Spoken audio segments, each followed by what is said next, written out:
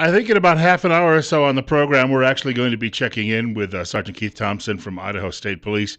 Uh, the roads are not slippery this morning. The recent, call it, break in some of our cold, nasty weather has given us some clear driving, but he'll have some other thoughts on some other things that come up this time of year. That's on. I haven't seen him in a couple of months because I was away on vacation while he was in studio last month.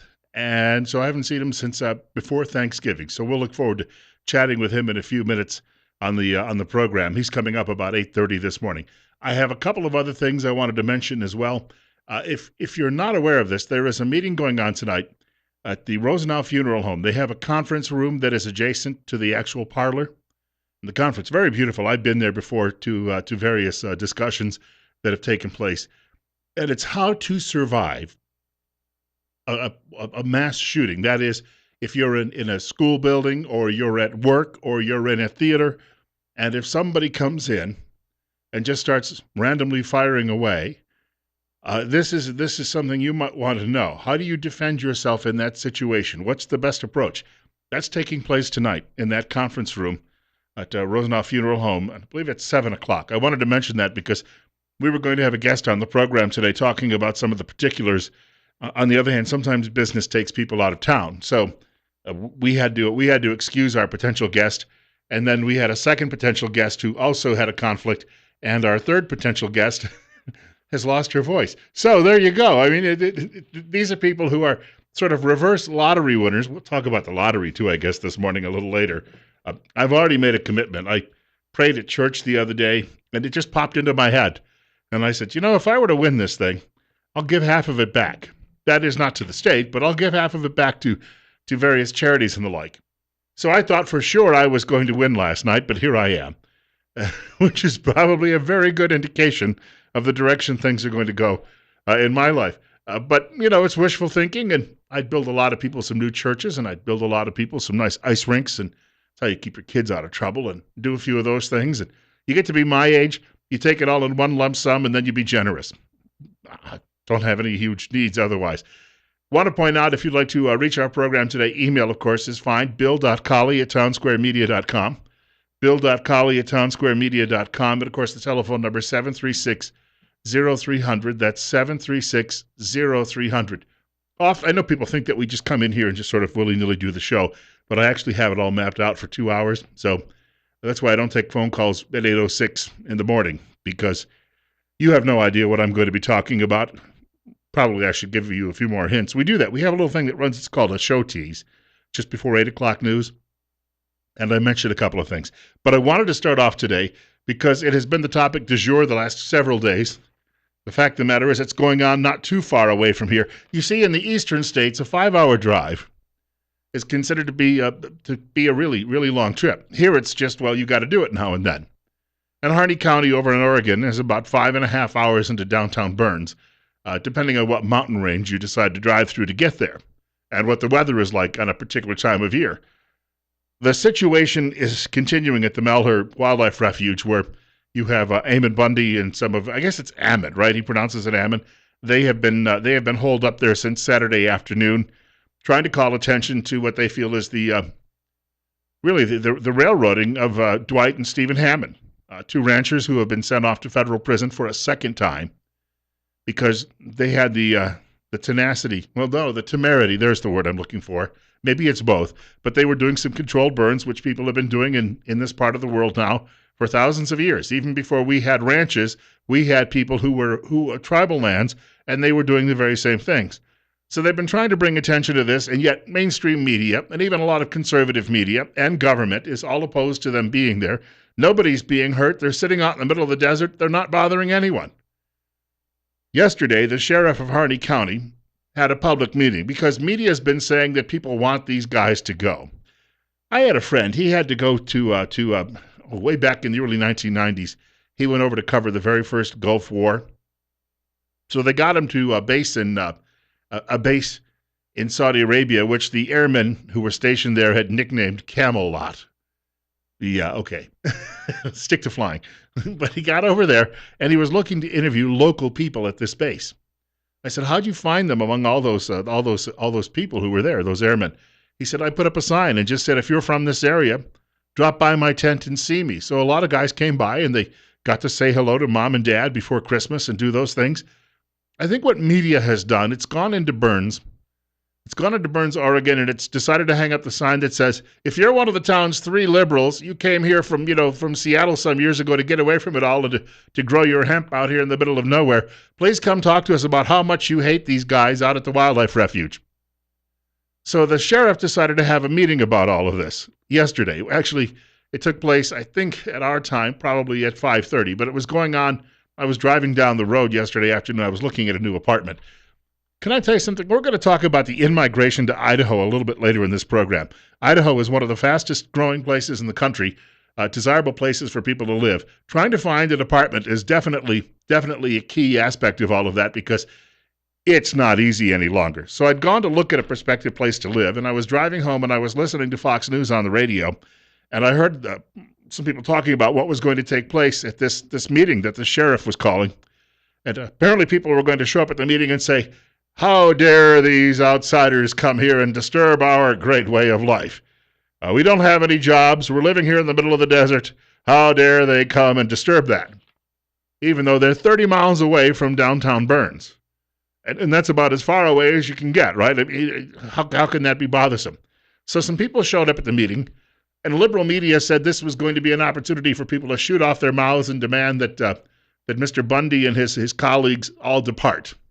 This is a fellow by the name of George Wadsworth. He is a Harney County resident, and he says to the sheriff, it actually wouldn't hurt to go out and talk to the men and women at the refuge, and perhaps if you had a polite conversation with them instead of calling them names, maybe you could come to some sort of agreement about the time they'll actually depart. I think if you just go out there and talk to them and just say what you're saying tonight and listen to them and tell them what you want to tell them, I think they'll hear it, and I think they will leave. And he said, you can listen to them and you can tell them what we're thinking. But he's not there saying, dang it, these people better get out of here and fast because they're giving us a black eye. He didn't say that, now did he? So media must be a little disappointed. Another woman stood up in the crowd. Now these are the latest sound bites that I found on the news feed this morning. Another woman stood up in the crowd and she expressed agreement with Bundy about the circumstances of Dwight and Steve Hammond. I believe that this is wrong. He's not a terrorist. Somebody somewhere needs to do something to please get him out. Meaning Dwight Hammond or Stephen or both. You get it? So media was salivating, thinking, oh boy, we're going to get all of our Obama allies here, and they're going to come in here, and they're going to torch these guys out there at the wildlife refuge. And we can take their guns away, and then the government can come in and shoot them because they're bad guys, because they're not liberals. It didn't happen, did it? What a shocker. So I'm watching television. I was flipping around the dial earlier this morning here at work. I'm not seeing a whole lot of coverage of this meeting now. Media did not get its desired effect. So media now is chasing some other fire.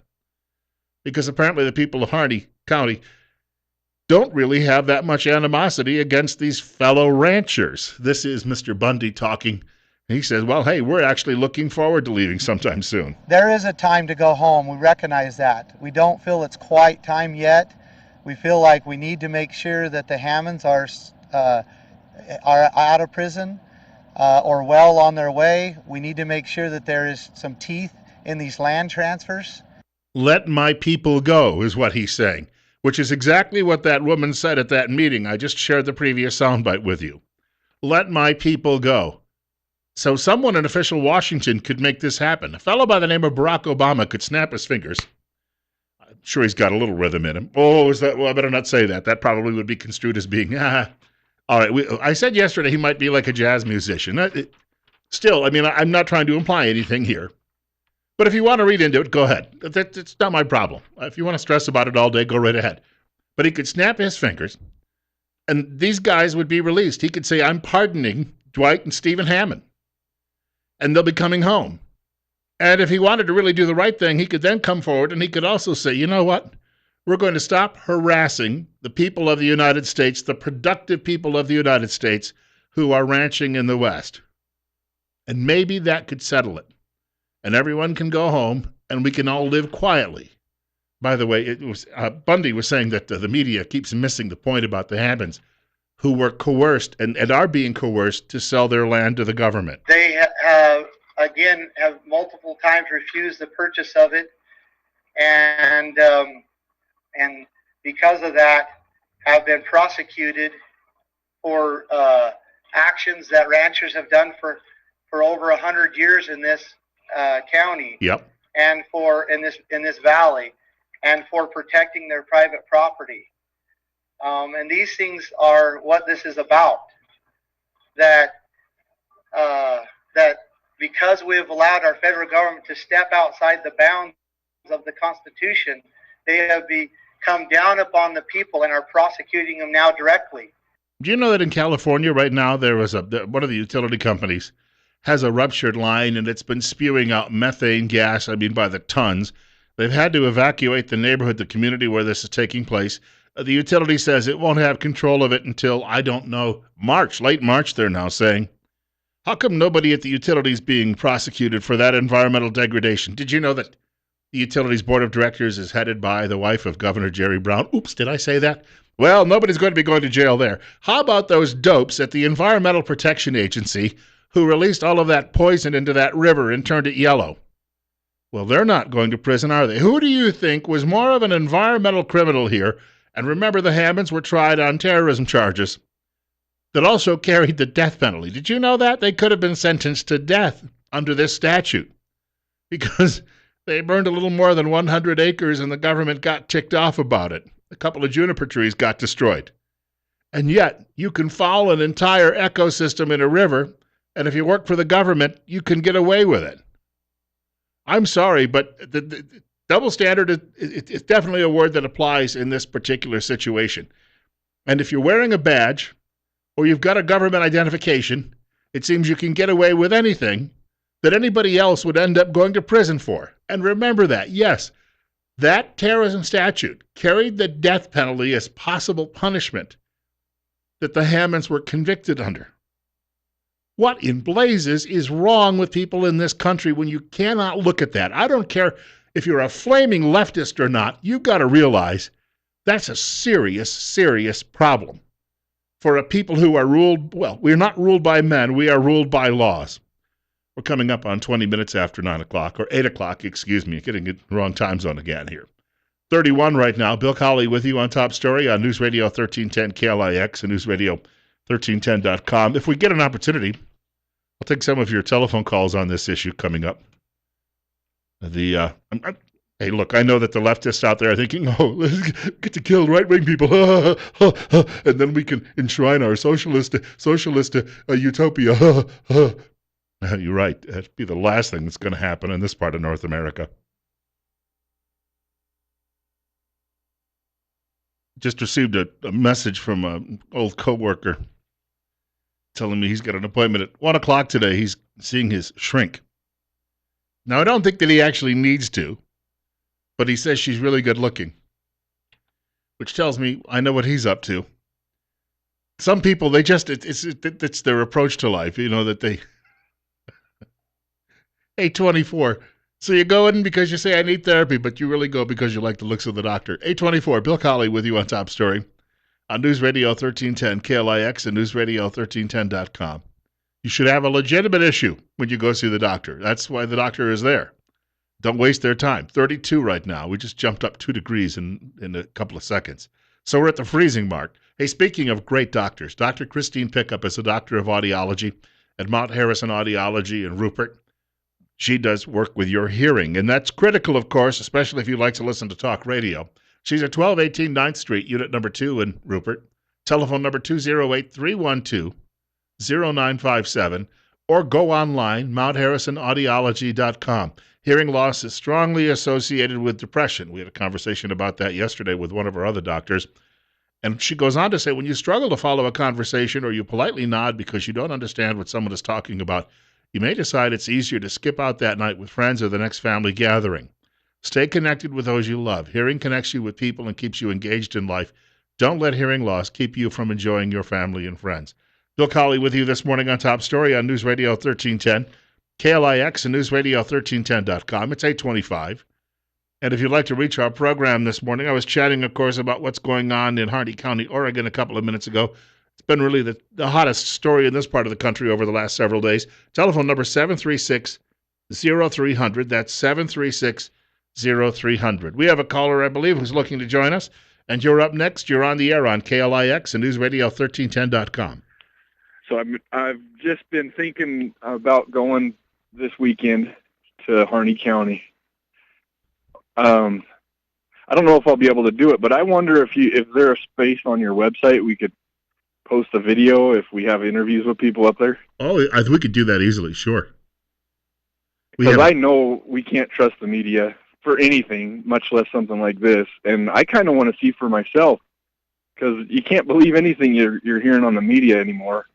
Well, and if there's anybody else that's going to go there, I would appreciate it too. Any video. Yeah, I've been watching videos from Pete Santilli, and also InfoWars is there now, which is Alex Jones' outfit, and they've been giving direct access to some of the men and women who are there. Because I actually heard it on one of Santilli's videos the other day. Some British reporter was chewing him out for not being objective, and Santilli says, "Hey, I don't make any secret about it. I'm a constitutionalist. What are you?" And I think it was a great point to be made, because the Brits there just to say, hey, look at all of these loonies here. He's not being objective. Thank you much for the telephone call, 736-0300, 736-0300. Probably is going to be a little bit warmer there in the next few days, too. I was watching the videos at the rally they had Saturday in Burns, and you could tell it was mightily cold. They were interviewing Sheriff Richard Mack, and Mack had on one of those big Russian-style fur hats to try to keep warm, and people had their ear flaps down and did not look nice. But I was watching it, and I thought, I'd like to be there. Not necessarily as a participant, but I'd sure like to be there from the side of the media. I just have other obligations, of course, here every day. We have another caller with us. You're up next. You're on the air with Bill Colley on Top Story. Bill, I was at a meeting last night of some local patriots. Actually, it's an Idaho organization. It's not a militia. And the gentleman who organized the demonstration is a leader in that organization, COWS, the Council on Western States. He spoke to us, and he said that the people that he doesn't agree with what they did, the way they accomplished it, but he supports their intention. He told me that they are not trespassing. There were no gates that were locked. The doors were unlocked. Right. He said that when they go into the building, they're actually taking their shoes off. They're being respectful. He said while they're out there, they're picking up the cigarette butts that the employees have left behind. They're painting and fixing signs on the property. The community has full access to the property. The people are actually going out there and talking with these people and interviewing them. I saw a video on YouTube this morning where one of the guys went out there to talk to him, and they invited him to dinner. Yeah. Sit down with us and eat with us. And something else that he told me is that once the community got comfortable with them, they have actually put up a community roadblock on the road that leads out to the property to keep the federal people out of there. I am not at all surprised, and I thank you very much for the telephone call. When they invited him to dinner, the fellow to dinner, that's called ranching hospitality, I suppose. And I had heard that as recently as a Sunday morning, that there were no signs on the refuge that said no trespassing. So people are welcome to come there. And when they got to the building, it was unlocked. So if there are no warnings about trespassing and you walk in the door and you keep the place clean and actually you do some repairs and you leave it better than when you got there. And the other part of this, people say, well, I disagree with the approach they took. But if they hadn't done it, we wouldn't be talking about it. And we've got worldwide media talking about it. That wasn't going to happen. It would have faded away after Saturday. Hey, we've got some views of law enforcement coming up from here in Idaho in just a couple of minutes.